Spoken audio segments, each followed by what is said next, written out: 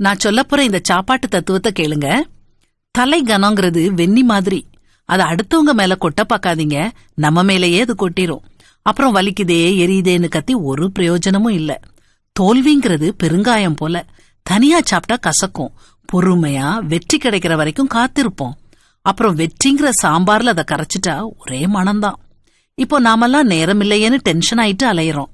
அதுவும் காலையில கேட்கவே வேண்டாம், நேரத்தோட ஒரே போராட்டம்தான். ஒரு குக்கர் மாதிரி இருப்போம். பிரஷர் அதிகமாகும் போது விசில் அடிச்சு கொண்டாடுவோம், மனசு ஃப்ரீ ஆயிரும். அப்புறம் லட்சியமில்லாத வாழ்க்கை, அர்த்தமில்லாத வாழ்க்கை. அதனால லட்சியத்தோட நம்ம வாழணும். ஆனா லட்சியமும் முட்டையும் ஒண்ணுங்க. தவற விட்டுட்டோம்னா உடஞ்சு போயிரும். கவனமா இருக்கணும். என்னதான் நாம சுறுசுறுப்பா இருக்கணும்னு நினைச்சாலும் அப்போ அப்போ சோம்பேறித்தனம் நம்மள வந்து ஒட்டிக்கிடும்.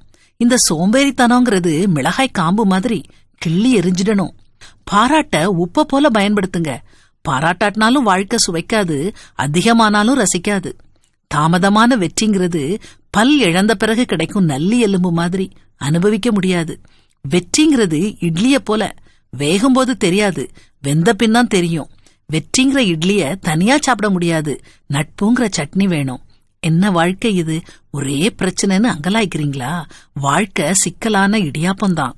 ஆனா அதுல அன்புங்கிற தேங்காய் பால கலந்தா சுவைக்கும். அன்புதாங்க எல்லாமே. அன்பு இல்லாட்டி வாழ்க்கையே இல்லைன்னு சொல்லலாம். இந்த அன்பை பத்தி பைபிள்ல நிறைய இடங்கள்ல போட்டிருக்குது. அன்பு பொறுமையுள்ளது, நன்மை செய்யும், பொறாமைப்படாது. இப்படிப்பட்ட அன்பு நம்ம கிட்ட இருக்குதா?